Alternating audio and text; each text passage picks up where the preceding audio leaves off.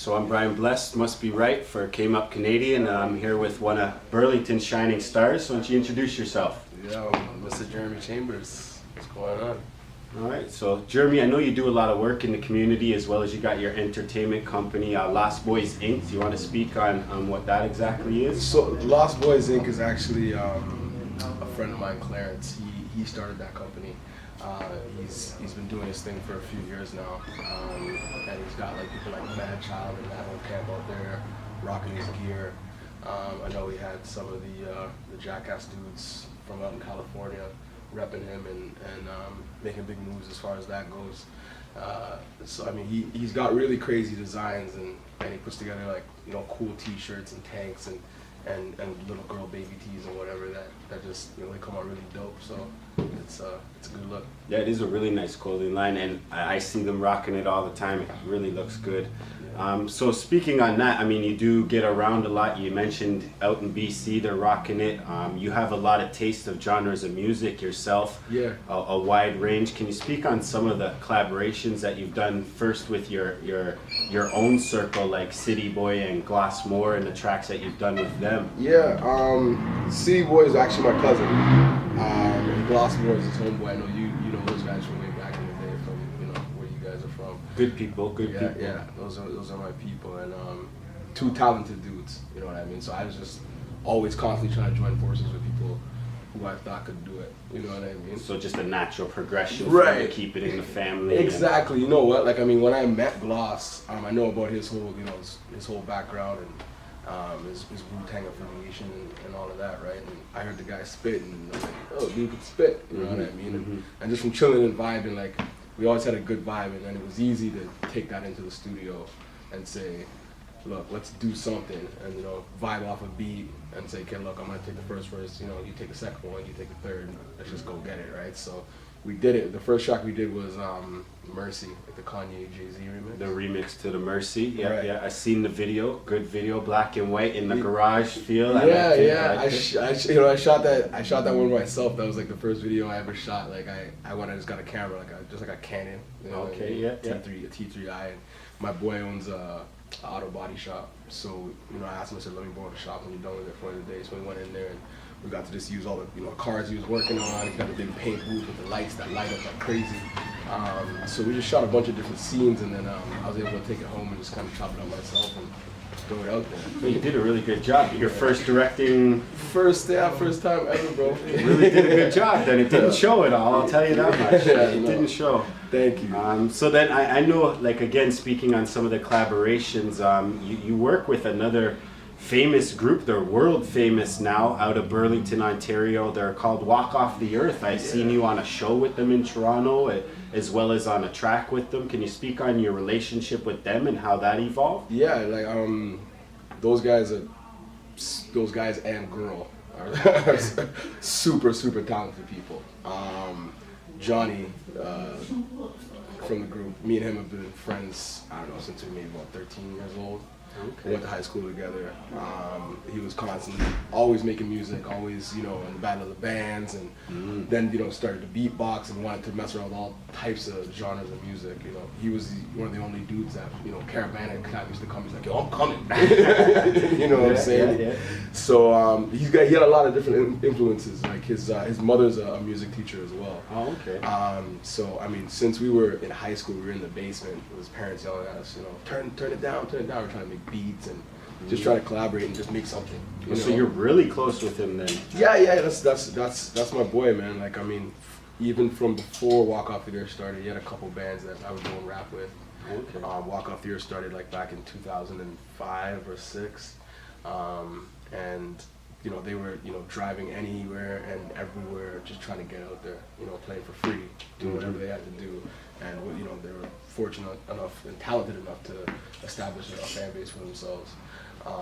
And then like slowly the viral thing started to go. Like Johnny's whole idea, once he knew YouTube was there, he would always say, look, like I just want to make these videos and put them out on YouTube. I just don't know how I'm gonna do them. His first idea was to bring local artists in and do collabs on covers, and that's what he started to do, and he started doing it by himself, and reaching out to other people and doing them. So he used his talent as well as his ability to see a market and throw it together, and came up with a great marketing scheme to get his own music and his talent out there. For sure, as an artist, you know what it's like to knock on all these doors and everybody told you no. You know what I mean? Now with the internet and websites like YouTube, it's put it back in our hands. We do have the ability to put something out there that is available to the whole world. You know what I mean? It's up to you to put up something that's quality and to market it properly and to reach out to the people that are going to be looking for what you're offering. Your target audience. Right, And so shouts out to the Walk Off the Earth. I don't want to stay on them too longer. We're here with Jeremy, so we're going to focus in on Jeremy. But I do want to speak about one other artist that you are collaborating with right now. He goes by Jersey Universal Canadian signed artist. He's from a band, but he also does his own solo thing. You have a song right now called Turned Up with him. Turned Up. Strike a match, spark a flame. Wanna start a game? Well, let's start a game. All the goons in the place like I started a game. 2 shots, it's right to get it started, man. Got the shit to get them numb like Novocaine. I make it disappear like David Blaine. Can you explain first of all to the Canadians that may or may not know that terminology or slang, what it means to get turned up? Yeah, get turned up is just like take it on another level, you know what I mean? Some people might use it in the context of drinking and partying and like wasted up, turned up, but turned up to me is just hype. If you taking it to that next level, you turn it up, you know what I mean? So I get it. I hope you guys do too. Because I do want to say he's really humble and soft-spoken here in person. But I've been fortunate enough to see this guy on stage, and he takes it to another level when he performs, I'll tell you that much. So again, that song Turned Up is #1 in our countdown at CameUp Canadian for the last 4 weeks. Congratulations to you and Jersey on that. Thank you very much. And I know you guys have a show coming up November 29th for your album release for Paranoia Music, I believe it is. Do you want to give a shout out on that and that EP, and who you may have featured on it, or what we can expect from it? Yeah, so the EP is like a lead into my full-length album. Okay. Both projects are named Paranoia. The whole thing is just based on smoker music. You know what I mean? Just kicking back and rolling it up and just letting it ride. You know what I mean? It's got a nice slow vibe. Right, exactly. So I mean, sometimes you're chilling and you're smoking, and sometimes you're in the jam and you're smoking. You know what I mean? So for me, like there's a couple different levels of the album's gonna take you through. So we wanted to drop the EP first, just to give people a taste of what's gonna happen on the full length, and then we're gonna drop the full length early 2014, up in the spring. Right.